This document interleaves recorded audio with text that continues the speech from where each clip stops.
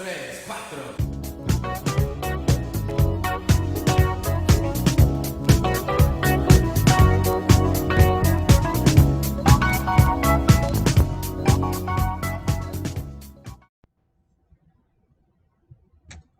What's up, guys? It's been a long time, I know. I think it's a good time, especially now that the year is coming to an end, to talk about what's in store for 2021, at least as far as NASCAR games are concerned. Uh, Before I get into that, I just wanted to say that I haven't been doing a lot of videos, and there's no particular reason for it. It's just that there really isn't a lot to talk about, and I've I gotta admit I've just been a little tired lately. Uh, After playing NASCAR Heat 5 and doing the review, I stopped playing the game altogether. It was just such a disappointment to me that I don't think I've ever stopped playing a NASCAR game so quickly after buying it.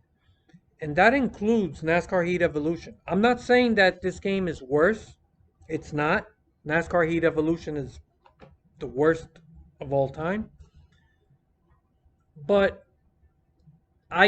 because of all of the disappointments year after year, I just felt like I reached my limit. And after NASCAR Heat 5 and watching how it actually was a worse game than NASCAR Heat 4. And NASCAR Heat 4, in all fairness, is a decent game. But it was the fourth game in the series. And for them to actually come out with a like kind of a game that took a step back, it was just too much for me. Now, I'm not giving up on NASCAR games or anything like that. That's not what I'm saying. What I'm saying is that I am at a point where I just I don't feel the same anymore. Like whatever passion I felt, whether it was advocating for better games or just playing the games, I really felt like it took a dramatic drop. Also, I started playing on iRacing. So I've been really enjoying that experience. Now, before anybody assumes that, oh, he's done, now he's in iRacing, so, it's over, he doesn't care about NASCAR games anymore. That's not the case. I haven't fully given up yet. I think it's only fair to give motorsport games a chance to show us what they can do. They're a new developer. Yes, they hired some people from 704. I don't think that's necessarily a bad thing. From what little information they've revealed, whether it's an interview that I've already covered in previous videos, I can say I like what I hear.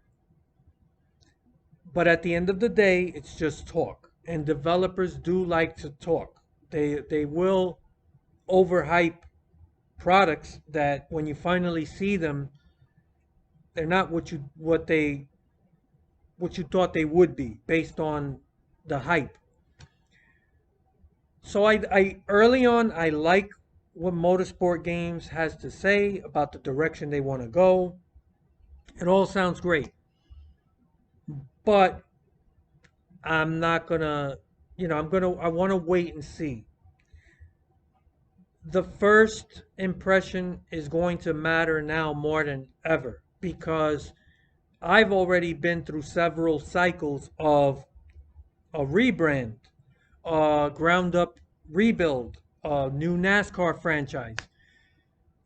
I was there through the Thunder games at EA, and then I was there when when it all went downhill because EA went down the toilet. The last couple of games from EA were just nowhere near as good as the earlier games. Then we had a year or two off, and then in 2011, Utechnics came along with all these promises and brand new developer, brand new franchise, and that was a big disappointment. Just year after year of really baby step improvements and really not seeing big improvements or even big fixes to things that were a problem for a long time.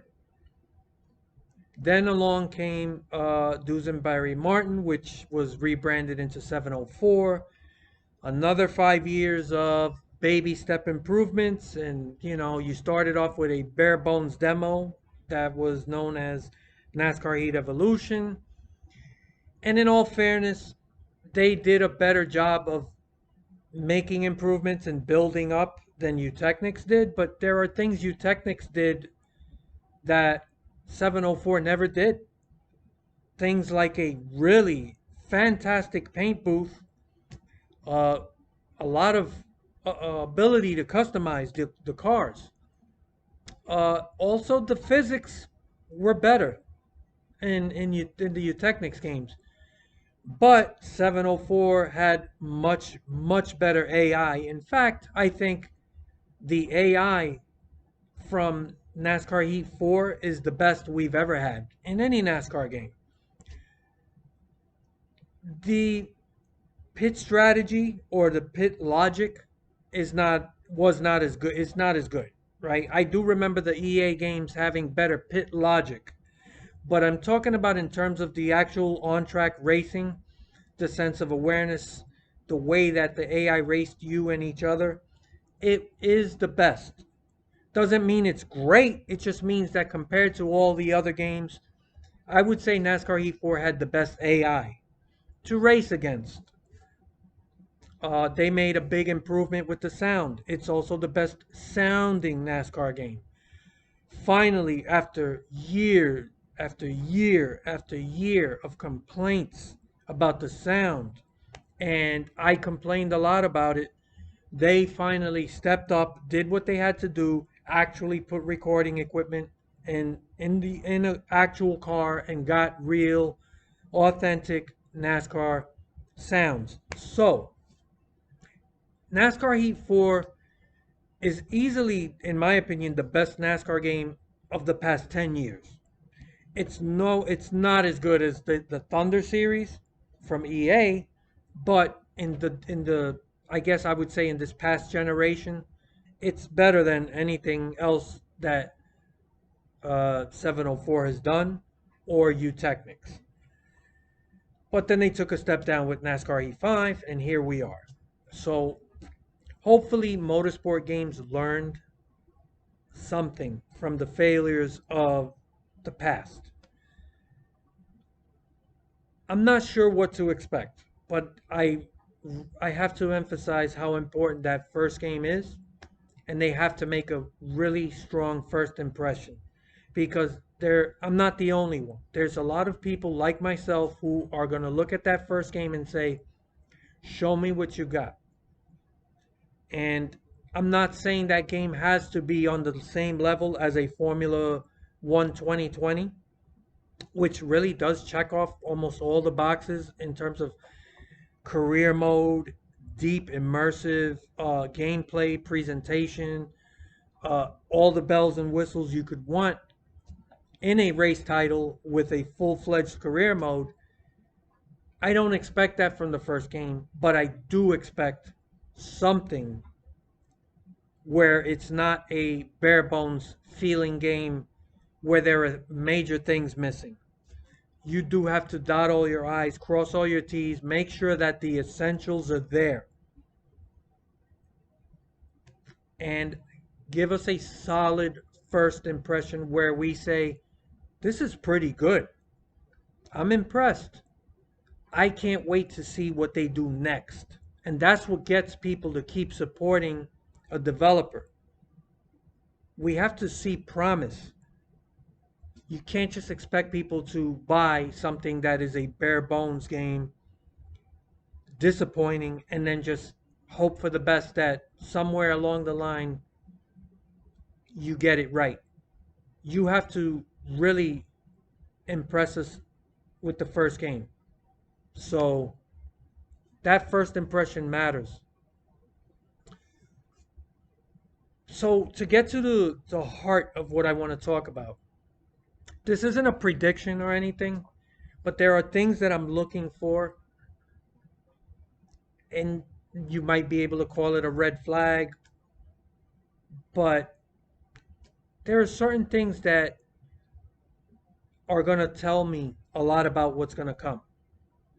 Now, from what I know, which isn't really like super solid, but it seems that Motorsport Games wants to release that game, their first game, this year. Not this year, 2021, with this upcoming year. And I I haven't liked that idea because I really think that it's important that they take as much time as necessary to make sure that they get off the ground with a really solid first game. I don't want something that feels rushed and like I said, bare bones. And if they wait, like in a perfect world, if I was director of game development, whatever the case may be, whoever is making these decisions, I would prefer to say, let's push for a 2022 release and try to have it coincide with the NASCAR 2022 season. And the reason for that is two things. One, it gives you more time to work on that game and make sure that everything works the way it should, that it's polished, that it's impressive, how it looks. Make sure that it runs at a solid 60 frames, excuse me, and that you can make sure you have all the essentials in there. You don't want basic things missing. So that's one. And two, and this is important, as all of you guys know, the next gen car is coming out in 2022. And to develop this game with that in mind, that would help promote this game. That would be a huge selling point, that the first NASCAR game from Motorsport Games is also the first opportunity you're going to have to race in the new next gen car. And I think that would help sell the game. You could market the game really well with that in mind, and it allows you to put the proper focus in the game. Right now, to release the game this upcoming year, think about it. They're going to have the current Cup car. So you're putting all this work into this game with a car that is on its last legs. It's only going to be here for this year. So think about that. It's only going to be for that first year. Then the next year, you have to make sure you implement the next gen car. The last gen car is going to be gone. And along with that car, with that next gen car, think about it. It's not just about rendering the car, the model. It's a whole new physics. You got to make sure the physics match that car. The setups for that car is a completely different thing now, because think about it. This is something a lot of people are not thinking about. The next gen car has a completely different rear suspension. It's independent rear suspension. It's not a solid rear axle. It's not going to have the spring and bucket setup with the track bar and all that stuff. It's completely different. It's a much more modern suspension. It's a split rear suspension, independent. with a solid center gearbox um with I'm sorry, my God, this is not coming to me. Anyway, it's a modern suspension. If you look underneath most of your cars now, especially like a Dodge Challenger, which I have, that's what you're gonna have. So how do you set those cars up? It's gonna be a completely different way of setting those cars up. So as a game developer, you gotta work that into the game. So it's not just drawing up the new car and throwing it in there. Then you also have a completely different sound. The next gen car sounds different. So we don't even know how these cars are going to race each other, the physics, the sound, and the setups for those cars. That's a lot of work. So what I'm afraid is that might happen is they release this game for this year, and then they're going to have to focus so much of their resources and their time on that next gen car for the second game that's going to be the big selling point of the second game. And that's going to be a problem because going from that first game to the second game, you want to show people that you're doing more than just baby steps.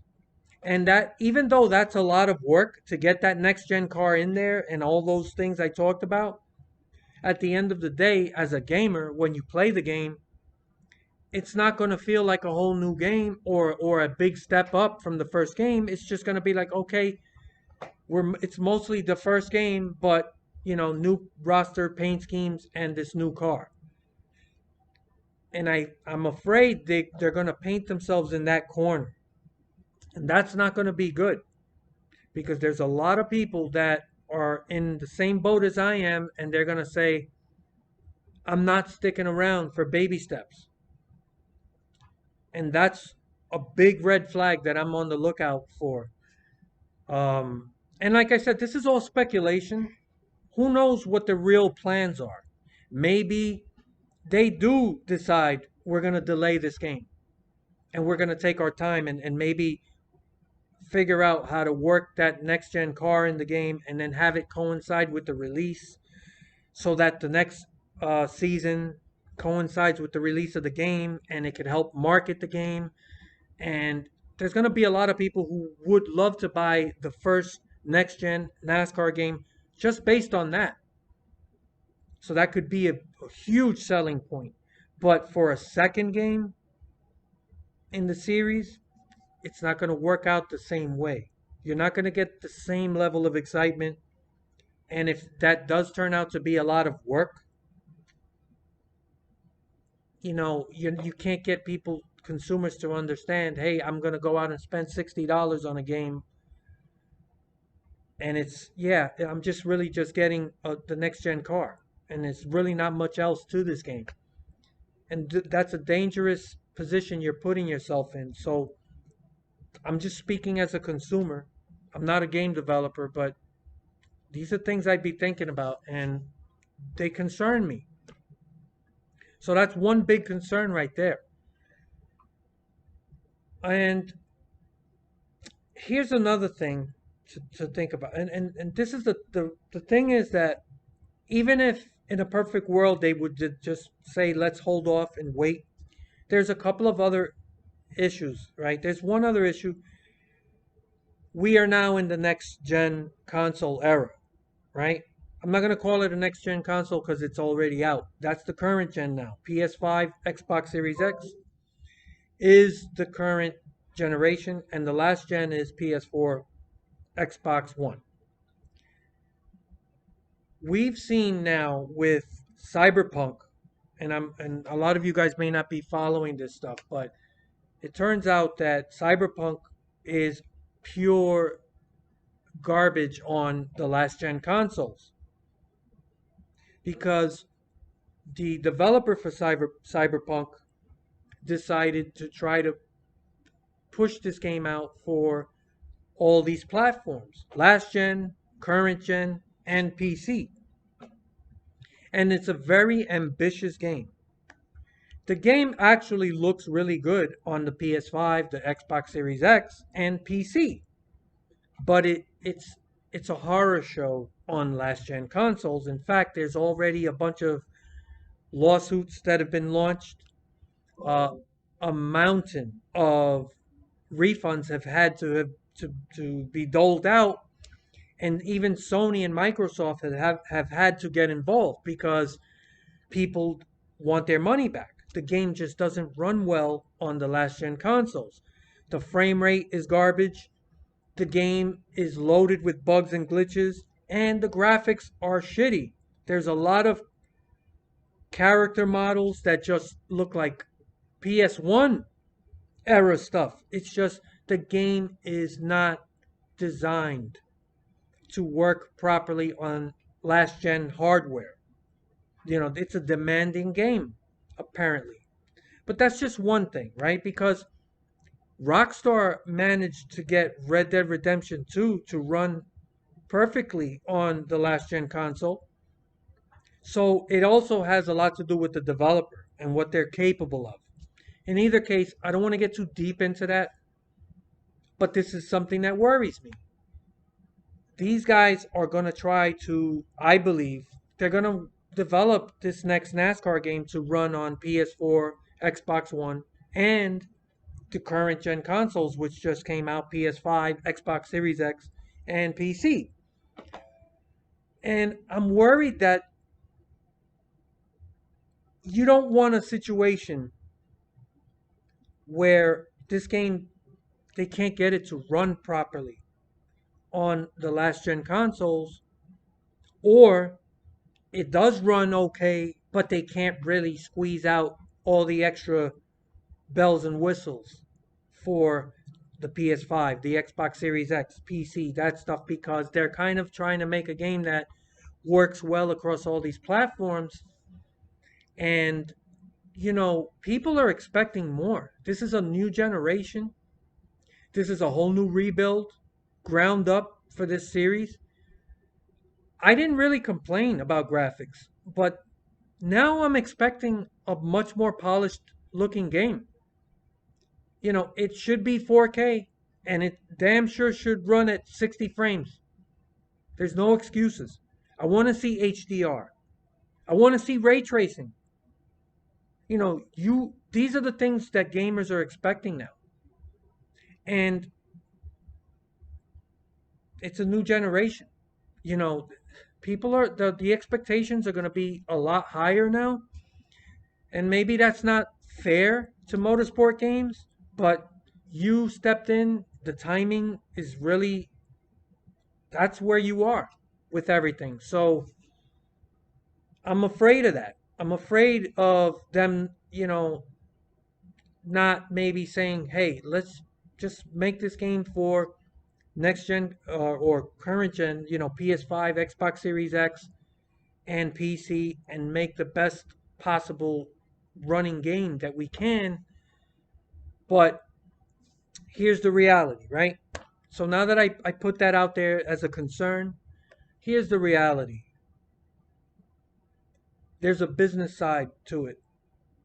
And I understand why they can't delay this game. They're not going to wait till 2022.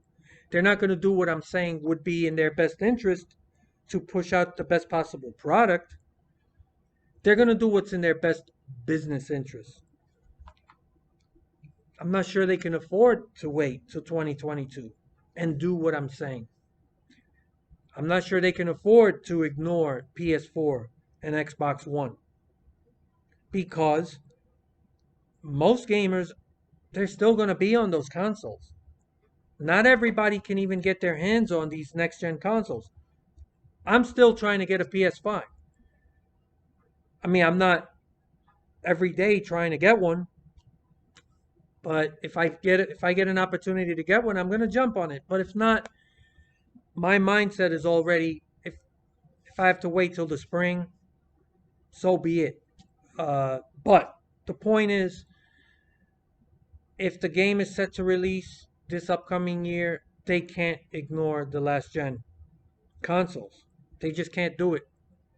It's already a smaller market for these NASCAR games. and it's just business wise, it doesn't make sense for them to do what I think would help get the best product. So, in all fairness, I have to say that because it's the truth. I can say that as a consumer, like I would prefer that they wait, and I want to see them focus on making sure that they get that next gen car in there. But the timing of everything, it is what it is. And here's another truth, and it has to do with business. The investors who invest into motorsport games and into this upcoming NASCAR game, they want to see a return for their money. And they're not going to wait till 2022. Motorsport games may very well say, hey, can we get another 6 months? Maybe if we can just focus more on polishing this product so that when it finally does release, it is that much better. Everything works perfectly. And we can possibly get that next gen car in the game. And that would help sell the game. And we can make that big first impression. That all makes sense. But an investor doesn't want to hear that. They don't care. They just want to hear you're pushing out a game by a specific date. That's it. That's all they care about. So there's a battle between the money people and the developers. And I have to be fair. You know, I can complain about certain things. I could speculate, but it would be irresponsible for me knowing that stuff not to put it out there. And that is why we are most likely gonna get that game this coming year. It's gonna be that first game is gonna be about the last cup car. Like I'm not saying that's all it is, but I'm saying that they're gonna release a game like that, knowing with everyone knowing this cup car isn't gonna be a thing after this year. This is all gonna change. NASCAR is gonna be different. So you know, I just think that hurts them in the long run. But on the short run, it makes their investors happy. They want a return for their money. And investors are not they're not likely to be willing to wait. That's just the reality of business. And one last thing before I close off. NASCAR's making a ton of changes. I like this new next gen car. What little we've seen of it, I like it. I love the way it sounds. It looks pretty cool. I'm not crazy about the wheels, but whatever. It is what it is. I'm not gonna make a big deal out of it. But I like the car. I like the way it sounds. I like the way it looks on the track. From all we've seen so far, and from the feedback from the drivers, they really like it. The sequential automatic, well, it's not an automatic, it's a sequential manual, whatever. But that's closer to what a modern day car is. I have a 2015 Challenger, and when you put it in manual, it's a sequentially shifted car, and it's fantastic. And I know a lot of people don't want to hear this, but stick shift is, and it's outdated. There's just not a lot of cars even being manufactured with a stick shift. They still make them, but in very small numbers. People, they're just not buying these cars. And it's just, we're in a new generation. And for all intents and purposes, these sequentially shifted cars, they outperform a stick shift. They just do. The shifts are quicker. They're just more precise. Enough about that. I love it. Um, the car is it performs really well from what I see on the road courses. So this car really feels tailor made for road courses. The ovals, That's the big question mark. I'm not really happy about how these cars still kind of sound like they're almost wide open. They really do need to address that. We still have a whole year of development. And even NASCAR, to their credit, sounded like they weren't happy about that. So they need to work on that. If these cars are still going almost wide open at mile and a half tracks, it's not gonna end up well for NASCAR, and it's just not a good thing. So I don't want to get too much deeper into that. But the last thing is the schedules. The schedule. NASCAR's been making a lot of changes to the schedule, and I'm not really thrilled with it. I'm not a fan of road course racing. I don't mind watching. I really don't like racing on road courses. But the point is, I know a lot of people have been asking for more road courses, and NASCAR, to their credit, tries to make changes when possible. But I do think NASCAR is going overboard. They they've added way too many road courses, and I mean, how do you go from such a low number to such a high number overnight? I think a perfect compromise would have been five. Five road course races to a NASCAR schedule is, to me, perfect. Okay, sprinkled out every once in a blue moon, you'll get that road course in there. Five is perfect. They went too far. I think there's eight. Correct me if I'm wrong, but they recently added the Daytona road course. They raced there last, what was it, July? That was, to me, one of the worst races of the year. It was boring. I didn't like it. Not every road course is suited for a cup car, or even just a NASCAR vehicle for stock cars. Some of those tracks are just better suited to open wheel racing, GT style racing. It's just, I didn't like that race. I thought it was boring. There's a couple of other tracks that I'm really questioning. COTA is that Circuit of the Americas track. I think it's in Texas.